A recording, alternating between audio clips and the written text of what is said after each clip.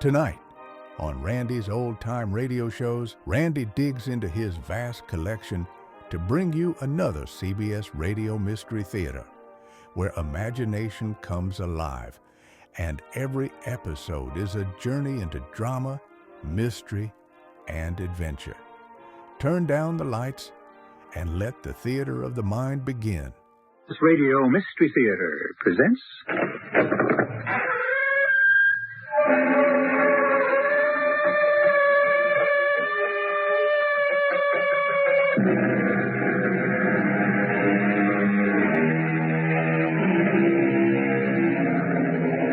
Come in. Welcome. I'm E.G. Marshall. How well are you plugged into your world? I don't mean the world around you, outside of you. I mean your own private world, the one inside of you.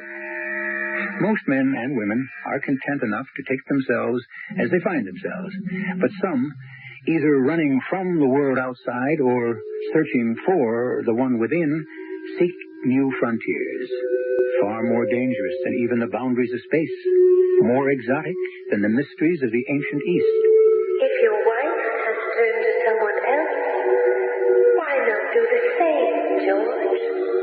Not really, Serena. What does that mean? It means if she has. And first I must kill them both.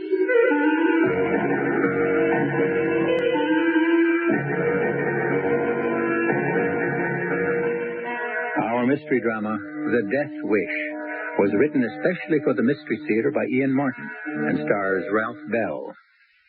It is sponsored in part by True Value Hardware Stores. I'll be back shortly with Act One.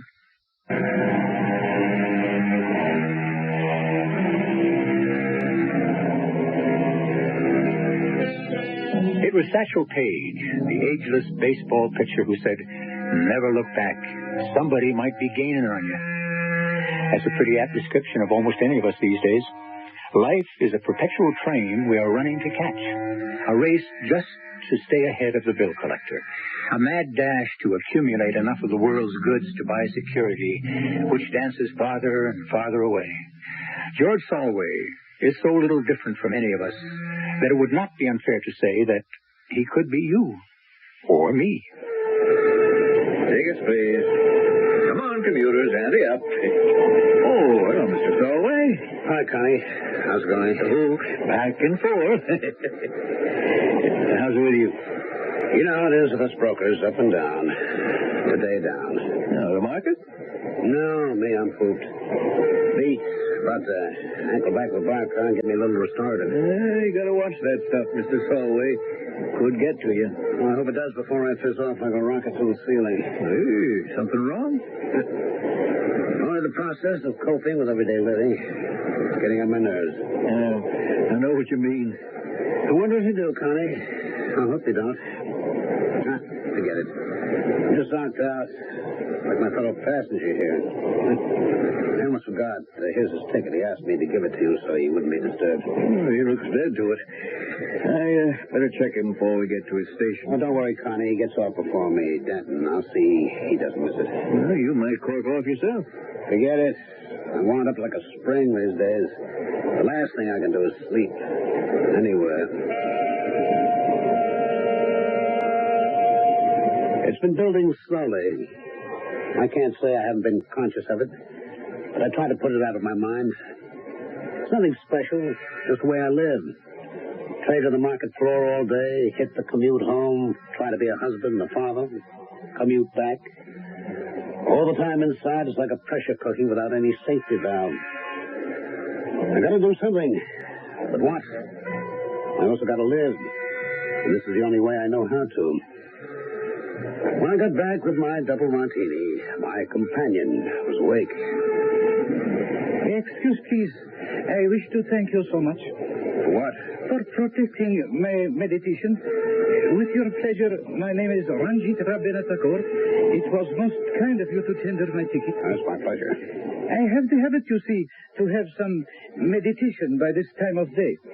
I am on the day train So it was important to me I remain undisturbed. Okay by me. I thought you'd gone to sleep. Oh, no, so far from that. My mind is totally awake. I hear all you and the conductor say, but I do not have to break my concentration. At the same time, I am at rest, huh? You mean you could meditate and hear us at the same time? Oh, yes. Well, what good is it then? Of the most good. Such peace, such relaxation, such rest for the soul. In rhapsodic meditation, I am in perfect balance. I can put away all care, get away from all pressures, step back far enough to see them for what they are. Rhapsodic meditation? What is that? One of those new religions? No religion at all, my dear man. Pure common sense. Yeah, sure. What works for you doesn't necessarily work for me, though. I have never suggested it might. I only answered your questions. Oh, sure. But, you'll excuse me if I stick to the old fruit of the vine to get me back off the ceiling? To each his own, as long as it works. But I think one is a negative approach, and the other a positive.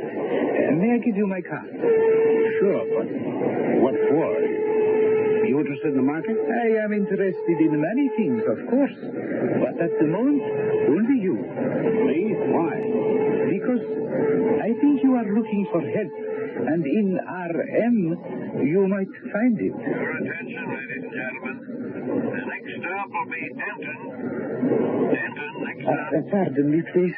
This is where I must get off.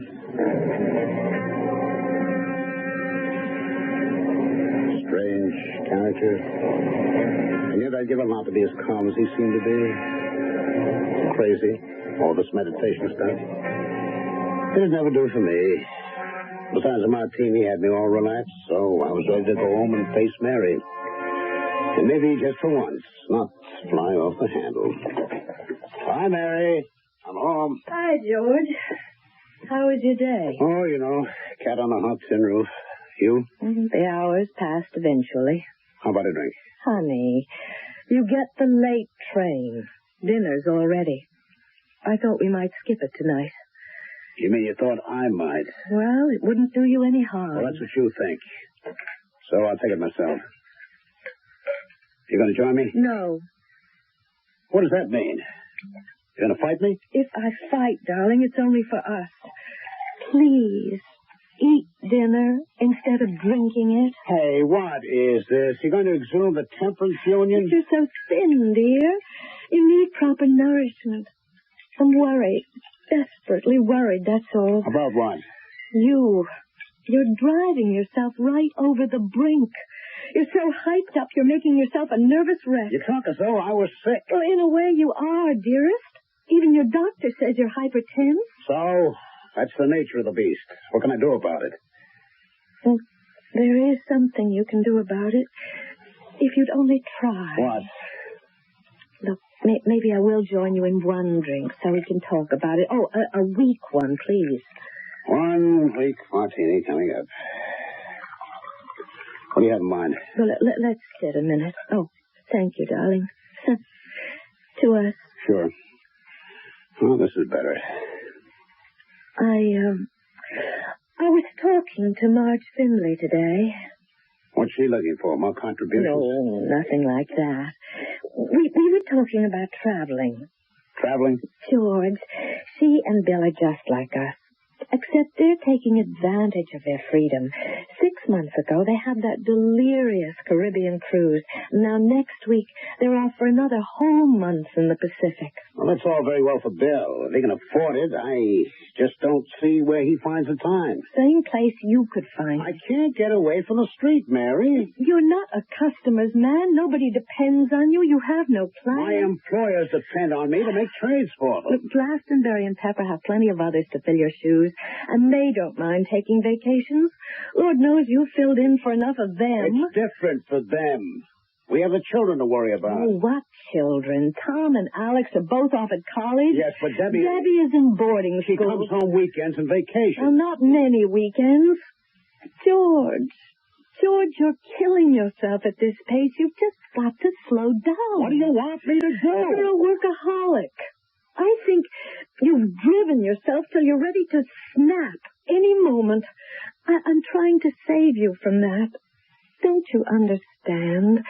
You've got to see a doctor. I've seen a doctor. What does he have to tell me that I don't know? Well, it isn't a medical doctor you need. Oh, so that's what all this is working up to, huh? You think I flipped out, huh? That's what you think of me. I didn't say that. But it's what you thought. Now, don't lie to me. George, you're hurting me. What do you think you're doing? George! George, where are you going? I don't know. Patio, walk, anywhere, just so I can find a little peace. Every nerve in my body was singing. Every vein and artery hammering. I could feel my heart pounding rapidly as if it were rising to my chest, pushing up against my throat so that it was hard to breathe. I had to do something, but I wasn't ready for some jerk to pick my brains or rummage around in my psyche. Not yet. There must be some other way. And then I remembered the little Indian gentleman on the train. I fumbled in my pocket for his card and found it. I'd give him one try. Yes, please? Mr. Rabina Tagore? You may call me a Maharishi. Maharishi? That's your name, too? That's my title. What does it mean? Oh, teacher will be good enough. Is that what you do? Teach this, rhapsodic meditation? I teach that, and the way? Well, is there some way you could teach me how to use it? Oh, but of course. Is it expensive? That would be up to you. To join the society is a fee of $200 to those who can afford. I think you can. To be frank, in many ways, I think you cannot afford not to, Mr. Solway. You know me? You know my name? Oh, yes, Mr. Solway. I have been expecting your call.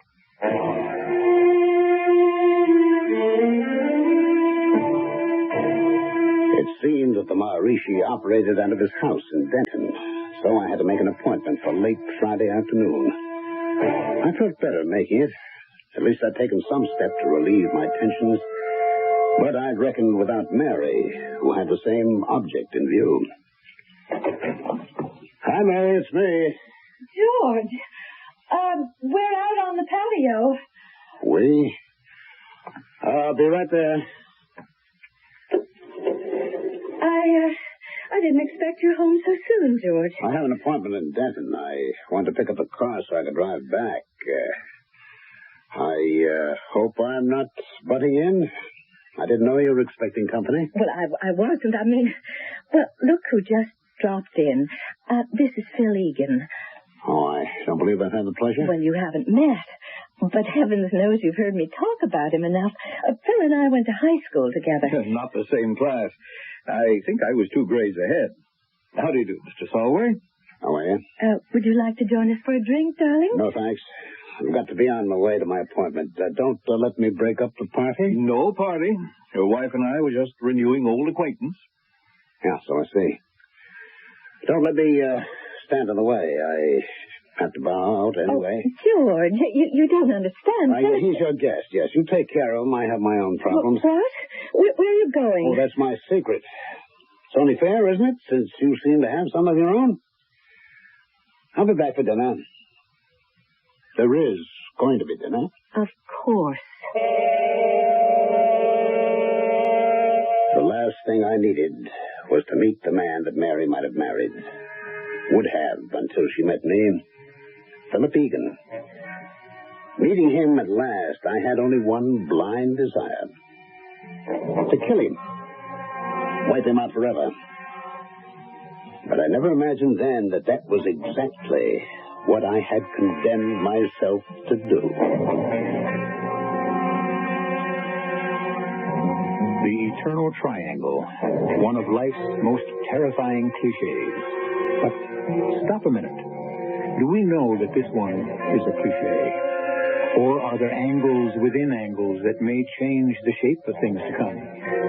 Can rhapsodic meditation bring George Solway a peace that may knock passive understanding, but at least may bring understanding itself? Or will it start him on a voyage within himself that will lead him to a whirlpool of disaster? I shall return shortly with Act 2.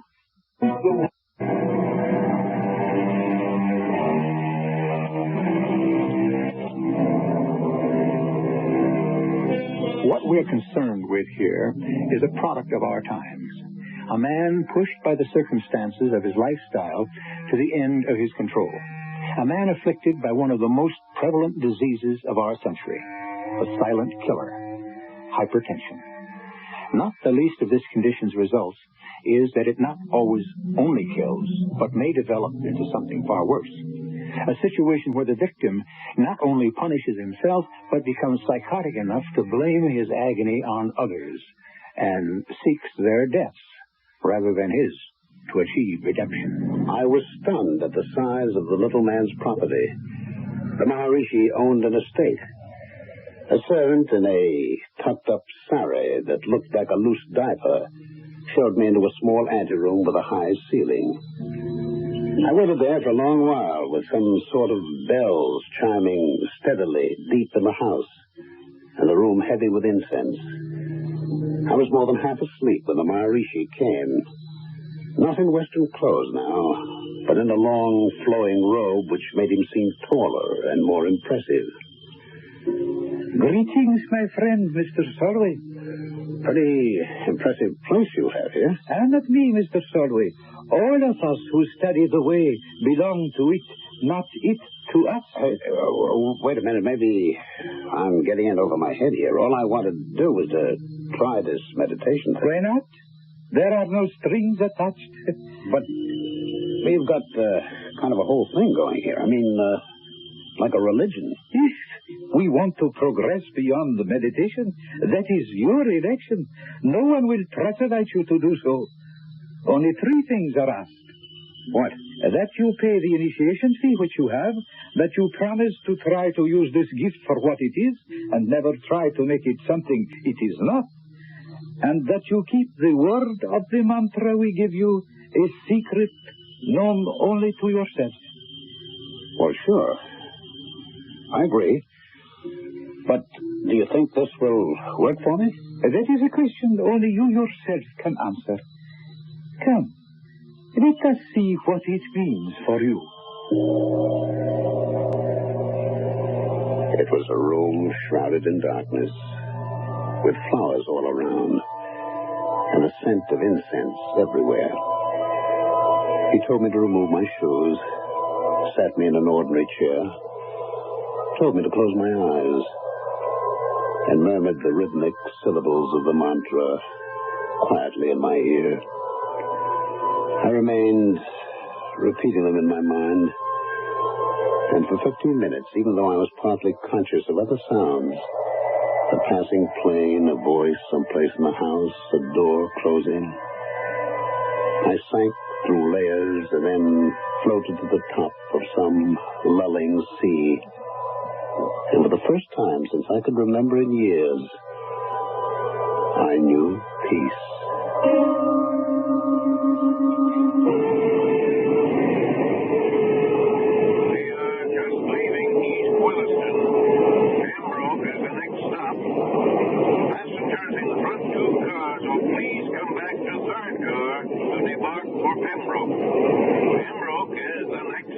Hey, George, you awake? We got to track back a couple of cars. I wasn't asleep. I was testing something I learned last night. Rhapsodic meditation. Okay. I just want you right on up to Middleton. It happened to me last week and was my old woman sore at me by the time I got back. I was meditating. You can lose everything while you're in meditation. There are no thoughts. Just a soft blank. A warm nothingness, a blanket of forgetfulness.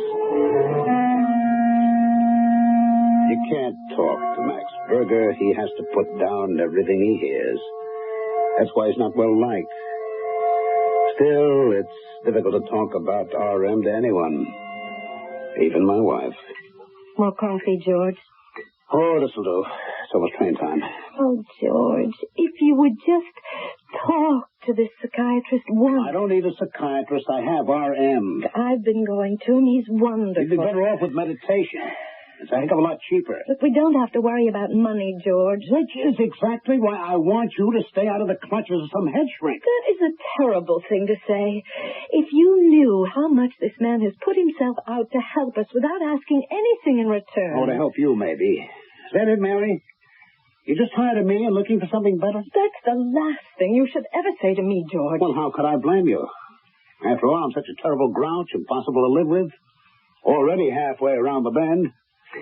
Oh, for heaven's sake, let's stop arguing. I have a train to catch. Driving to the station, parking the car, my nerves were exploding in small bursts all over my body like electrical charges. I thought, what if Mary was unfaithful to me? And then the corollary, perhaps she already is. And I knew I needed meditation more than ever. I could hardly wait for the train to start rolling. So tell me, George, how were the dreams last night? Getting better all the time? I don't dream, Max. At least I try not to.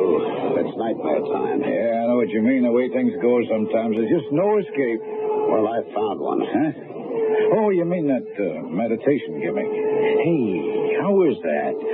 You meet any luscious dames while you're daydreaming? No, that's not the object, and it isn't daydreaming. Well, whatever it is. No dames? No. Well, you can bet if I went in for it, that's what would tease me into suspended animation. Oh, knock it off, will you, Max? Oh, pardon me. You take this thing seriously. Yes, I do. So what do you get out of it? Peace. Relaxation. I sat back, letting my hands fall on my knees. I started the rhythmic cadence of my mantra running through my head.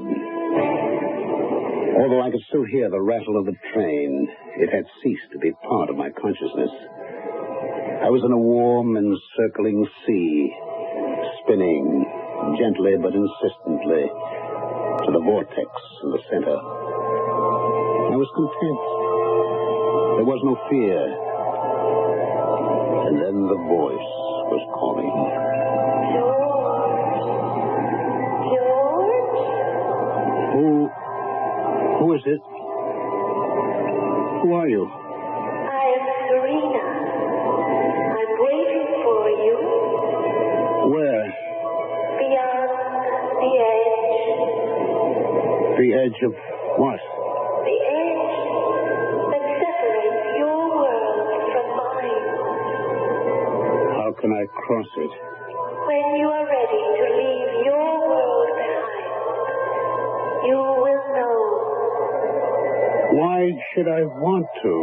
Because only then will you know an end to torment and the final peace.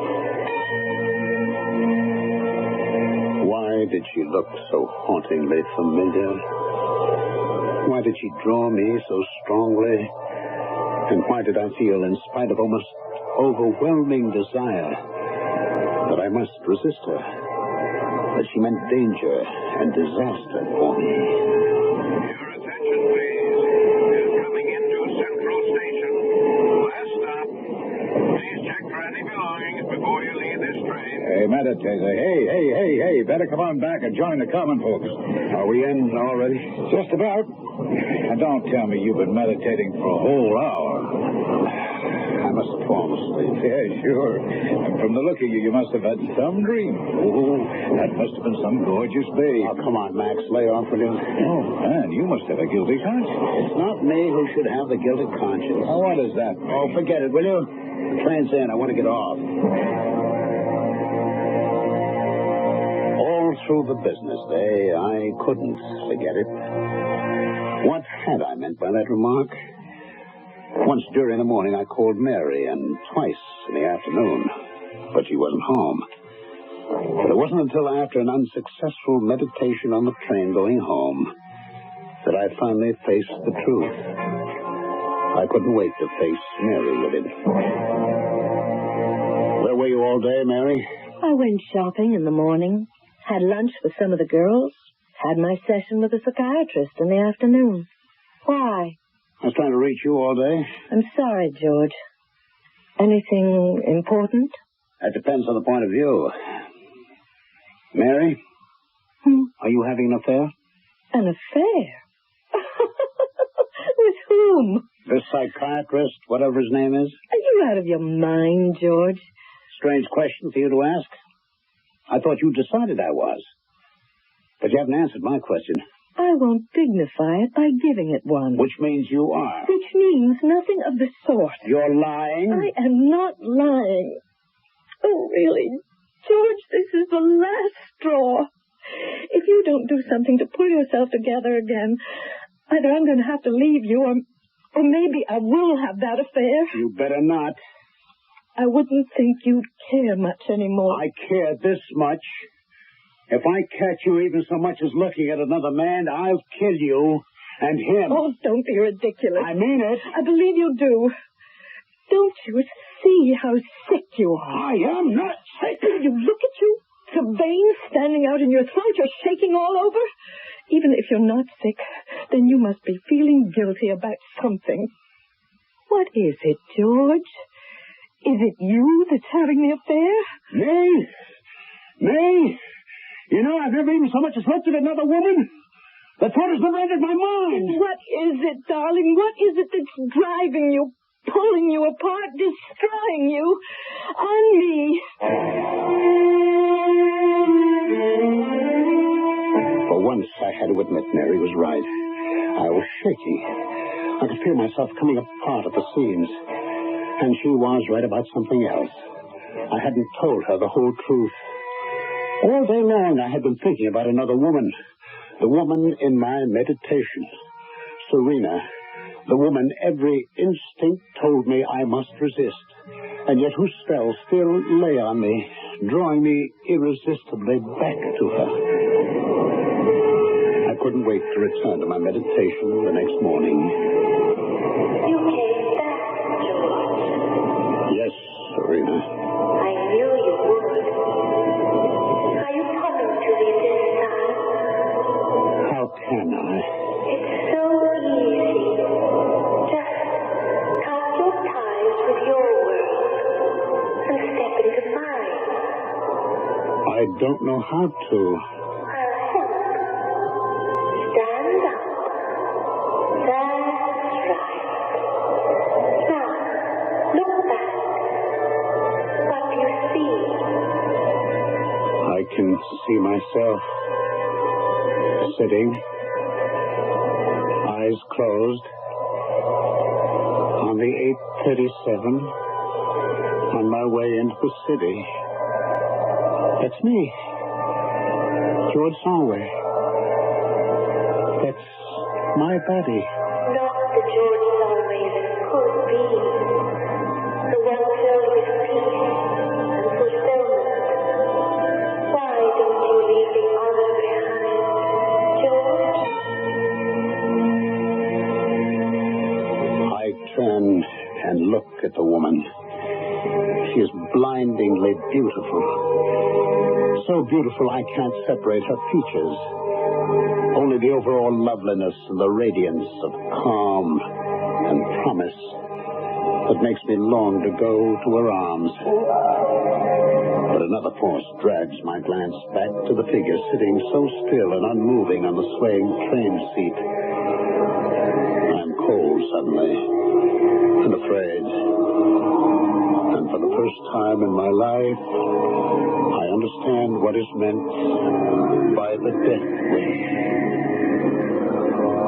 What a terrifying thing it is to invade the privacy of a man's mind, to watch him struggle between illusion and reality. The sense of decency prompts us to walk away, and yet, how can we deny the fascination of a struggle unresolved? Won't you join me to discover how it is when I return with Act 3?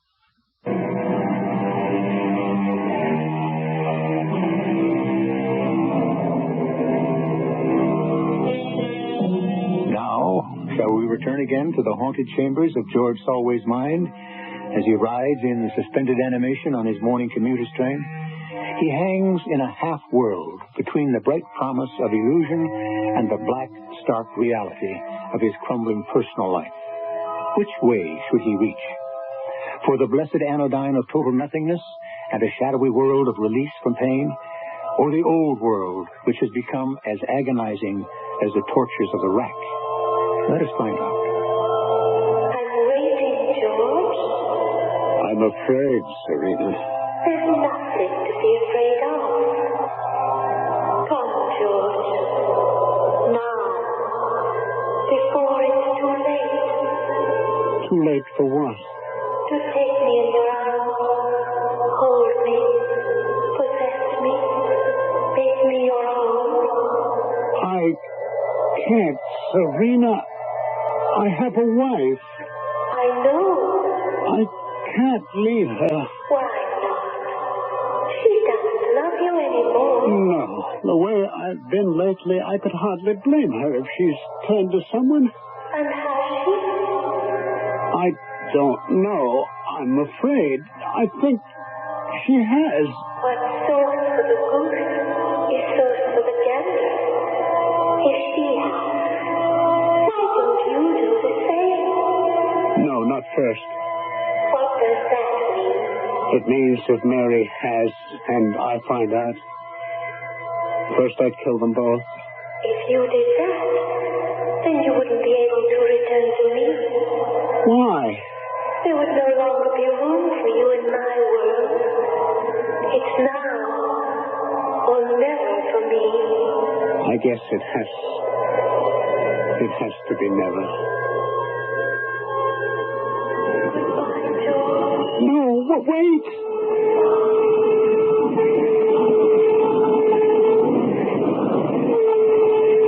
She was gone. I took some steps after her, but she was swallowed in the mist. Quickly, shakily, I stumbled back to where my body lay like a wax doll on the train seat. In sudden weakness, I reached for the armor of its protection, collapsing into it and coming awake with a roaring in my head, my mouth dry and burning. It was an endless day in the exchange. By the closing bell, my head was one solid, dull ache. I couldn't wait to get to the train and go back into meditation. It was strange. I dropped quickly away into nothingness, but as soon as I reached that plane, I found myself leaving my body easily and quickly. I roamed endlessly, free of the shackles of my aching head and twitching nerves. There was no time. It could have been a week, a day, an eternity. It was a shock to get home and find no Mary waiting for me. A shock that turned quickly into a nail-biting fury that drove me straight to the bar.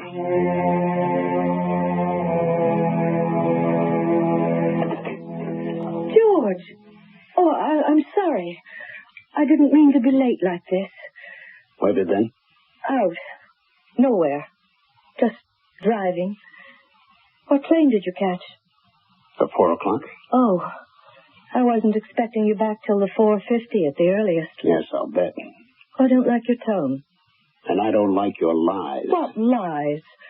Who do you think you're kidding? Just driving around. If you were, who with? Myself. You expect me to believe that? Who do you think I was with? The guy. What guy? The guy, the one you're having an affair with. You are impossible.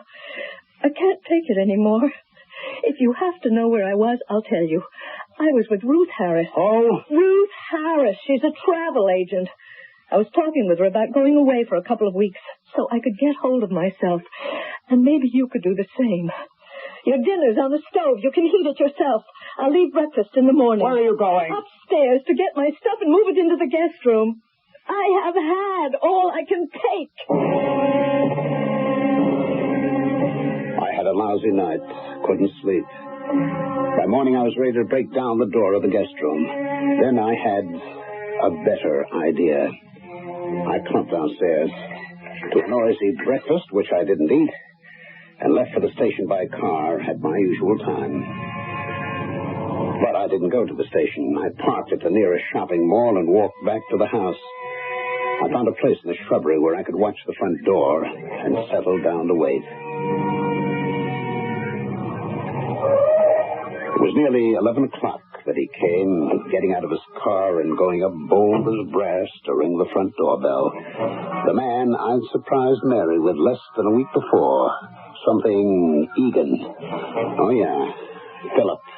That was it. Oh, Phil, it's you.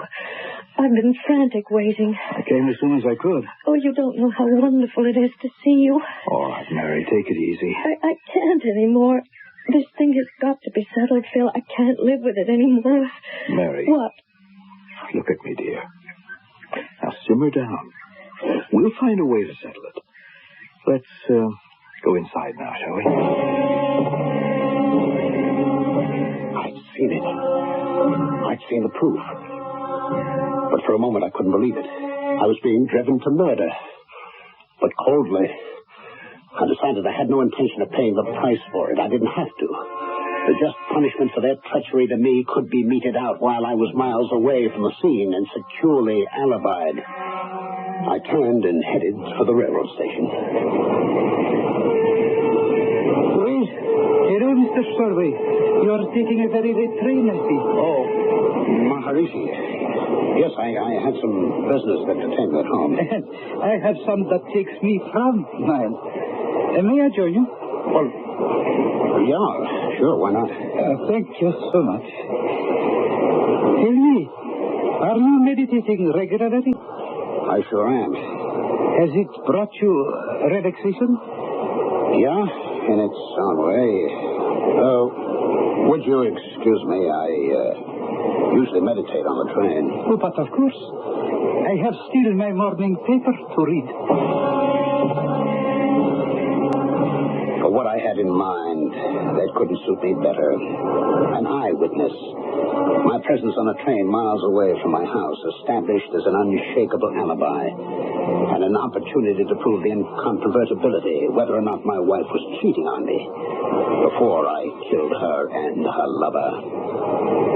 With no effort, I stepped away from my body to become my astral self. In almost an instant, I stepped through space and time to my house, climbing the stairs to our bedroom. It was just as I suspected. Mary was already in bed, the man seated beside her, smoothing back her hair from her forehead. I feel so cold. Hold me just a minute. Please, Phil. All right. But I hope you're not going to change your mind. No. I won't back out now. I see that he's got to go. I didn't have to hear anymore. It was beyond revenge. It was my life or theirs.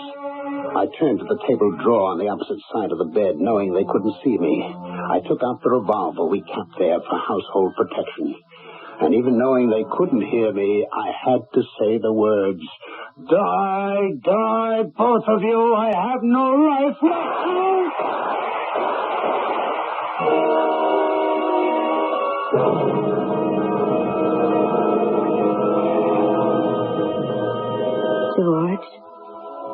George, darling, can you hear me? What? Oh, my darling, listen to me. It's Mary. Mary? Yes, dear. It can't be. You're dead. No, darling. Open your eyes and look. I don't understand. I fired the shots. I saw you both fall back. The blood. Don't think of all that now. It's over. I think you'd better talk to the doctor. What doctor? My name is Dr. Egan, Mr. Solway. If you remember, we have met once. I killed you. In your mind, perhaps. Fortunately, the wish only remained father to the deed. It never actually happened. I don't understand. What did happen? Where am I? In a hospital, darling. How did I get here? A nice little Indian gentleman with a name I couldn't even pronounce, let alone remember, was sitting next to you on the train when you had your seizure. He brought you here.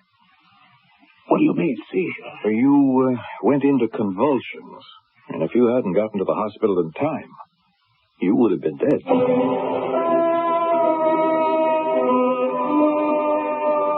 I still don't understand, Phil.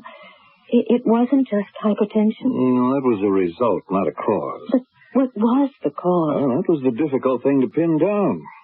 If the oranges had been psychiatric, I couldn't have promised you a cure, but they weren't. Almost entirely somatic. Somatic? Physical. The anorexia nervosa was the clue. Undereating.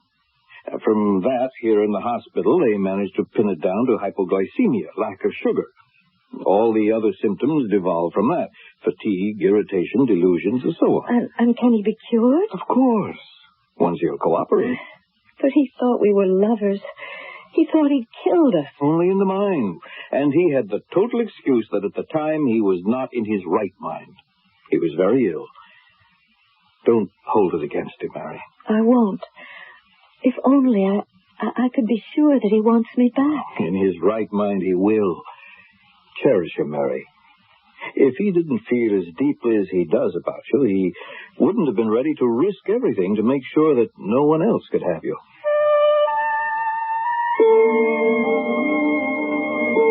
I do a lot of meditating these days. Oh, not the rhapsodical kind. I don't need any magic or mantras to daydream where I am with Mary. It's par for the course on the island of Maui, where the waves break on the shore and form again to run backwards to the horizon. There's something to this traveling after all. And taking a long break every so often, no matter what it costs. Why didn't I find it out sooner?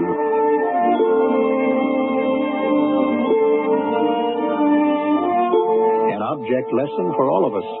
It is William Wordsworth who warned us a century and a half ago that the world is too much with us. Getting and spending, we lay waste our powers. George Solway was lucky. He had a fearful warning, of course, but it was enough to save the rest of his life. I'll be back shortly. Hi, this is Michael.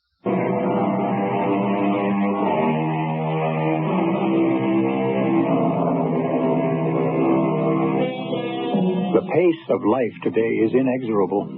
We're all in danger of being driven faster than we have the physique, physical as well as mental, to ride the treadmill. What's the answer if one falters or fails? Stop the world because we want to get off? That's scarcely practical. But how about just getting off? Stop yourself and let the world go on until you're ready to catch up. Impossible? Impractical?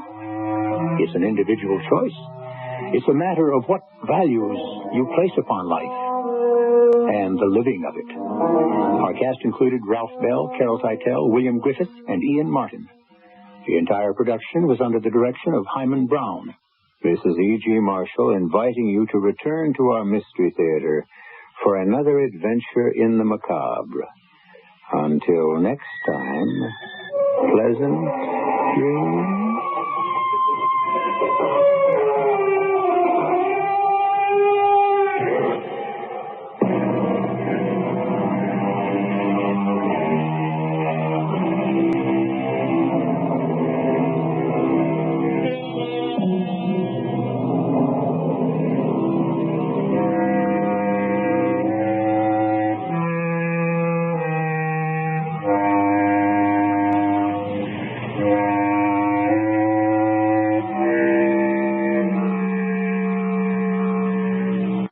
Well, folks, that's all for this episode here on Randy's Old Time Radio Shows. Now, bringing these golden oldies back to life takes no small amount of time and effort from our good friend Randy, cleaning up the audio, converting the files, and making sure each show has the best audio possible. If you've enjoyed the program and you'd like to help keep these classics on the airwaves night after night, why not consider a small donation? Every penny goes straight to supporting Randy's work and helping this channel stay on the air. You'll find the links down in the description below.